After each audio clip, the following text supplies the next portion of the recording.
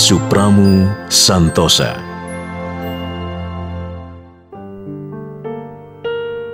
Supramu Santosa yang lahir pada tanggal 21 Mei 1948 di Desa Karangsono, Bojonegoro, merupakan anak ketiga dari 6 bersaudara dari pasangan Bapak Santoso Harjo Suwito dan Ibu Pertiwi. Saat ia masih di sekolah dasar, Supramu menghabiskan sebagian besar masa kecilnya di desa, tinggal bersama kakek dan neneknya. Kehidupan di desa dan pergaulan yang akrab dengan masyarakatnya banyak mempengaruhi kepribadian Supramu di kemudian hari. Saya kebetulan satu desa, satu kota. Seingat saya, Supramu kecilnya adalah orangnya supel, luwes, mudah bergaul, walaupun kadang-kadang cengengesan, suka canda yang tidak serius. Orangnya sosialnya tinggi, suka membantu teman. Ketika memasuki usia remaja, perjalanan hidup yang berat mulai menimpa diri Supramu, terutama sejak kepulangan ayah yang dicintainya ke sisi Tuhan Yang Maha Esa ketika ia masih SMA di Bojonegoro. Ayah yang sangat ia banggakan, yang telah menanamkan impian ke dalam dirinya. Supramu harus pindah ikut paman di Surabaya sampai ia menyelesaikan sekolahnya. Supramu muda terpaksa menunda keinginan yang keras untuk belajar ke perguruan tinggi, meskipun ia sadar bahwa pendidikan tinggi adalah syarat untuk mencapai impiannya. Selain tidak ada biaya, ia harus bekerja keras untuk memenuhi kebutuhan hidup dan membantu keluarga. Dengan semangat besar dan tekad yang kuat, Supramu bekerja mulai dari penarik cicilan di bank pasar, sebagai roughneck di drilling rig, forklift driver di Masalembo Supply Base, sampai menjadi Material and Purchasing Manager di perusahaan yang melakukan eksplorasi migas di Bula, Seram, Maluku pada waktu usianya baru mencapai 24 tahun. Pada tahun 1974, Supramu memutuskan untuk mengejar impian yang terpendam di dalam hatinya, yaitu melanjutkan studi ke perguruan tinggi. Ia mempunyai keinginan kuat untuk bersekolah di Amerika. 7 tahun setelah lulus SMA, setelah melalui perjalanan yang berliku-liku, akhirnya ia berhasil masuk ke University of California at Berkeley, salah satu universitas terkemuka di Amerika Serikat. Supramu juga harus bekerja paruh waktu untuk membiayai hidupnya. Namun jalan tidak semulus yang diharapkan, dan Tuhan masih terus mengujinya. Baru 2 tahun, di tengah semangat belajarnya yang tinggi, pada tahun 1976, Supramu harus berhenti kuliah dan kembali ke Indonesia untuk bekerja demi membantu keluarga dan adik-adiknya. Dengan bantuan seorang teman lamanya, Supramu langsung mendapatkan pekerjaan di perusahaan minyak Amerika Petromertrand di Sorong, Irian Jaya. Keinginan Supramu untuk kembali belajar tidak pernah padam, dan Tuhan selalu mendengarkan doanya. Ia tetap yakin bahwa education is power. Setelah 3 tahun menghabiskan waktunya di hutan Irian Jaya dan dengan bantuan perusahaan untuk sebagian biaya hidup, pada tahun 1979, di usianya yang ke-31 tahun, Supramu kembali ke Amerika untuk menyelesaikan studinya. Ia sangat terharu saat menyeberangi Bay Bridge dari San Francisco ke Berkeley. Supramu kembali belajar sambil bekerja. Usaha kerasnya membuahkan hasil. Ia dapat menyelesaikan studi tingkat bachelor dan master hanya dalam waktu 2 tahun. Ini adalah satu milestone besar dalam kehidupannya. Kehidupan Supramu terus bergulir. Ia langsung kembali bekerja di Petromertrand. Karirnya dimulai dari Operation Support Superintendent di Irian Jaya, sampai menjadi Finance Manager di Jakarta. Puncak karirnya di Petromertrend adalah ketika ia berusia 38 tahun, diangkat menjadi Area Operation Manager di Irian Jaya. Setelah 8 tahun bekerja di Petromertrend, tahun 1989, Supramu dipercaya menduduki posisi Vice President di Asam Merah Oil yang kemudian berubah menjadi Gulf Indonesia. Yang sangat menarik buat saya adalah kecintaannya dia terhadap kerjaan dan juga kecintaannya terhadap pegawai. Nah, itulah yang menyebabkan mengapa dulu zaman Gulf itu, Asam Merah itu, kecintaan terhadap manajemen itu sangat tinggi. Kontribusinya di dunia migas dan keberhasilan Supramu menangani proyek yang menjadi cikal bakal gas pipeline di Sumatera membuahkan penghargaan Satya Lencana Pembangunan dari Presiden Soeharto pada tahun 1997. Dia itu merupakan tidak banyak orang ahli perminyakan di Indonesia yang mumpuni. Mumpuni itu artinya dia baik pengetahuan, pengalaman, wawasannya itu sangat-sangat bagus dan komplit. Banyak orang yang berkiprah di bidang perminyakan atau energi di Indonesia, tetapi tidak mempunyai semuanya. Pak Pramu itu punya semuanya. Without doubt, Pak Supramo is one of the most widely respected and widely liked persons in the entire Indonesian energy sector.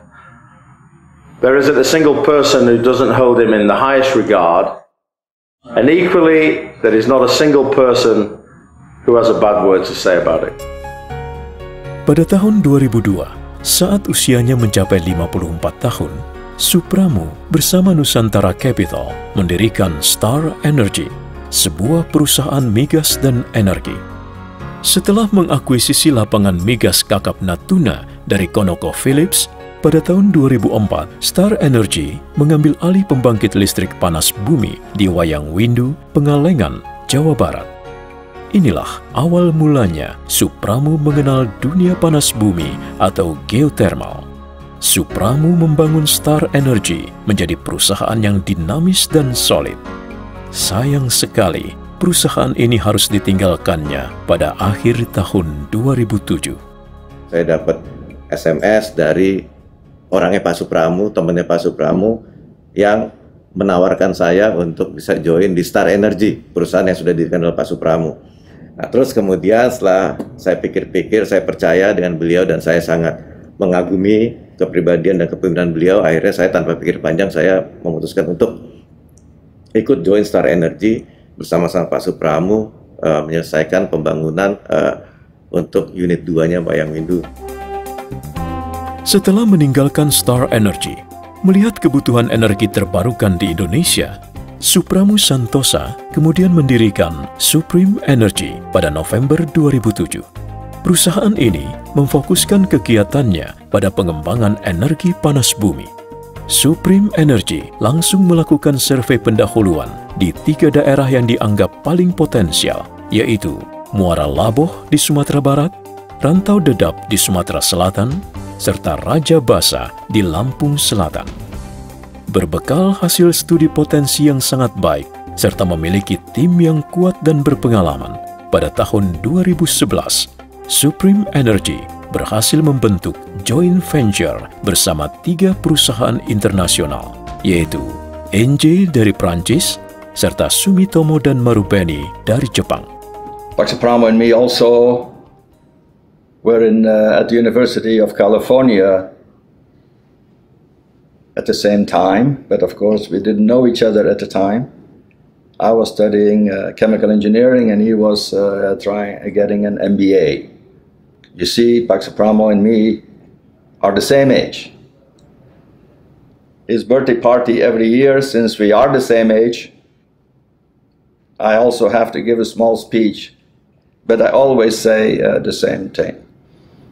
That we need his leadership. We started our relationship more than 10 years ago, and at that time we are constructing wind second unit. And after that, you started Supreme Energy.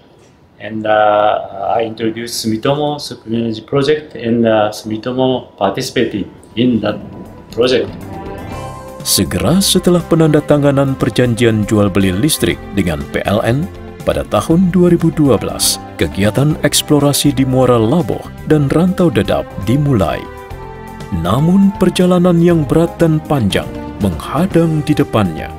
12 pemboran eksplorasi di Muara Laboh dan Rantau Dedap ternyata tidak membuahkan hasil seperti yang diharapkan.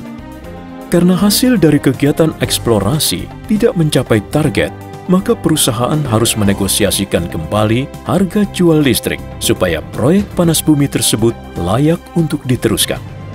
Setelah melalui proses yang panjang dan berliku-liku, akhirnya kegiatan eksploitasi dan konstruksi pembangkit listrik bisa dimulai kembali pada tahun 2017. PLTP Muara Laboh berhasil diselesaikan pada tanggal 16 Desember 2019, sedangkan Rantau Dedap diperkirakan selesai pada akhir tahun 2021. Lebih dari 13 tahun sejak perusahaan melakukan investasi. Jarang orang seperti Pak Supramo, jadi kalau saya lihat nih, ada urat ya.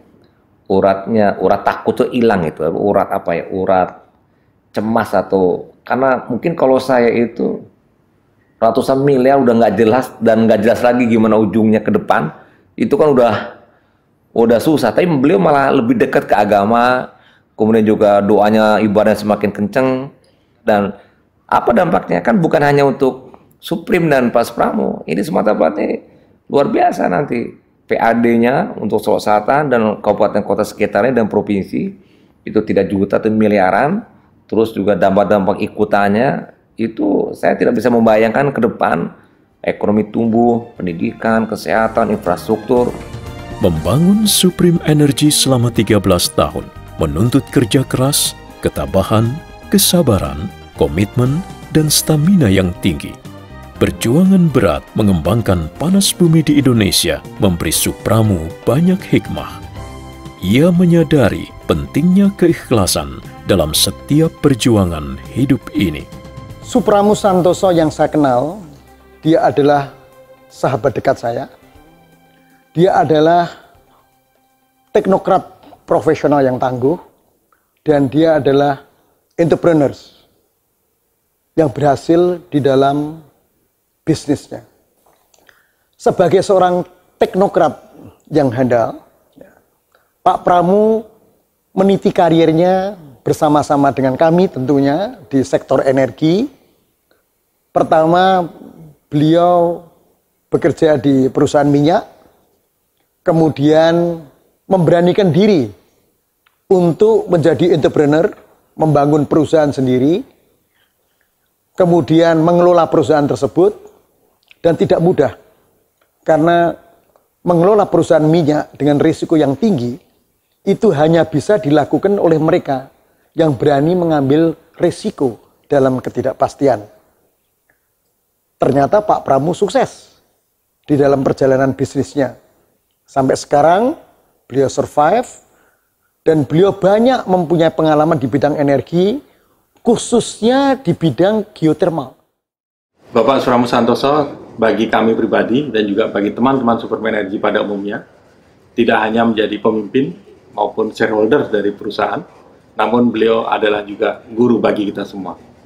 Guru dalam arti tidak hanya guru dalam berusaha, berbisnis, dan juga beretika dalam perusahaan, namun juga guru untuk menjadi manusia yang lebih baik, memberikan value kepada kami pribadi dan keluarga dan juga orang yang lain. Pak Supramo itu menurut saya sangat memiliki energi yang luar biasa, sangat cepat dan tangkas melihat persoalan. Kita sering keteteran mengikuti ritme beliau. Dan yang paling penting, beliau sangat perhatian terhadap karyawan.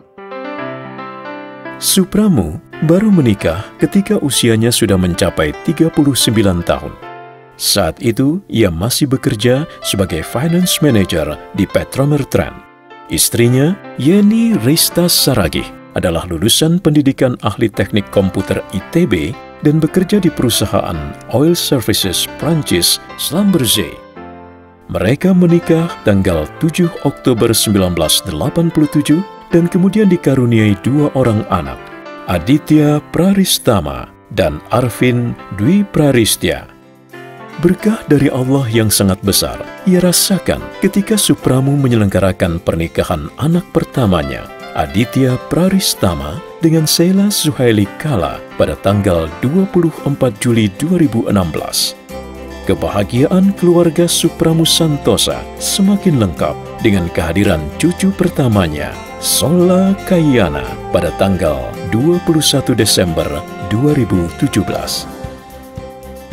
Di sela-sela kesibukannya bekerja, Supramu menyempatkan diri untuk mengajar di perguruan tinggi sebagai pembicara di seminar-seminar atau pada pelatihan-pelatihan yang diadakan berbagai asosiasi energi.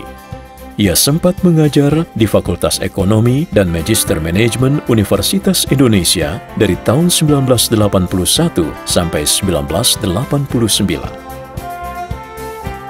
Sebagai orang Jawa yang pernah hidup di desa dan banyak menyaksikan berbagai kesenian seperti wayang, ludruk, dan ketoprak, budaya ini cukup melekat di hati Supramu. Bersama Pak Lulu dan Ibu Lis Sumiarso melalui Sanggar Puspo Budoyo, Supramu ikut melestarikan budaya ini dengan berpartisipasi langsung dalam pementasan ketoprak, bahkan menjadi pemain utama dalam pementasan-pementasan tersebut. Ketika melakukan casting ya, siapa melakukan apa, kita lihat dari gaya Pak Pramu segala macam ini, kami memilihkan peran yang menurut kami pas dan ternyata kemudian memang pas ya. Saya kira maunya bagus ya, ternyata bagus sekali jadinya ya. Merenungi perjalanan hidup ini, Supramu menyadari dan mengerti bahwa kehidupan ini adalah sinergi antara kualitas pribadi, tekad dan semangat kuat, kerja keras, serta pertolongan dan kehendak Tuhan yang Maha Kuasa. Bahkan, semua unsur itu tentu tidak lepas dari kehendak Tuhan. Saya tahu bagaimana seorang yang risk taker, berani ambil risiko, berani mengubah hidup, dan dia pernah pada satu saat berkata bahwa ilmu itu hebat sekali dan dia pernah kejar sampai di Berkeley, sekian banyak buku guru dia pelajari, tapi ada satu masa di mana teori-teori ilmiah itu tidak mampu, nalarnya tersungkur, dan pada akhirnya dia mengakui bahwa ilmu itu hebat, ilmu harus dicari, teknologi itu juga harus dicari, tapi ada satu masa bahwa kita ini harus pasrah pada Allah. Kesan saya bagi Mas Pramu sangat sadar bahwa harta itu punya makna selagi dia beri makna kepada hidup itu sendiri, untuk membantu orang lain, memberikan lapangan kerja bagi orang lain, dan bagaimana itu dibelanjakan jalan Allah. Ya misalnya dia membuat Masjid Albir, ya Albiru di Bojonegoro. Ini satu ekspresi bagi saya, ekspresi religiusitas yang punya makna sosial. Semakin bertambah usia, Supramu merasakan dorongan yang kuat untuk makin mendekatkan diri kepada Tuhan. Perjalanan mendekati Tuhan adalah proses yang panjang dan penuh dengan ujian. Supramu bersyukur Tuhan telah menganugerahinya sarana yang cukup untuk dapat berbuat kebajikan serta membantu sesama. Kegiatan-kegiatan untuk membantu masyarakat sekitar selalu dilakukan di setiap perusahaan yang ia pimpin. Pak Supramu adalah orang yang sangat peduli Pak, terhadap sosial masyarakat, kebutuhan masyarakat sekitarnya, apalagi untuk ibadah. Sebagai pengusaha beliau sangat sukses, sebagai sahabat beliau sangat menyenangkan, dan beliau sangat memperhatikan sesamanya. Sebagai umat yang beragama, beliau menjalankan perintah agamanya dengan baik dan juga memperhatikan umat-umatnya dengan sangat baik sekali.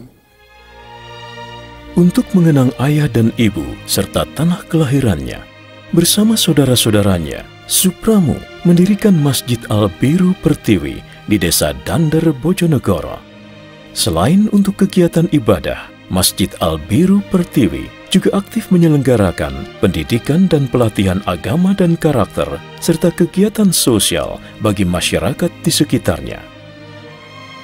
Supramu merasakan kebahagiaan yang luar biasa apabila ia dapat sedikit membantu orang lain yang sangat memerlukan. A pleasure and happiness of sharing and giving.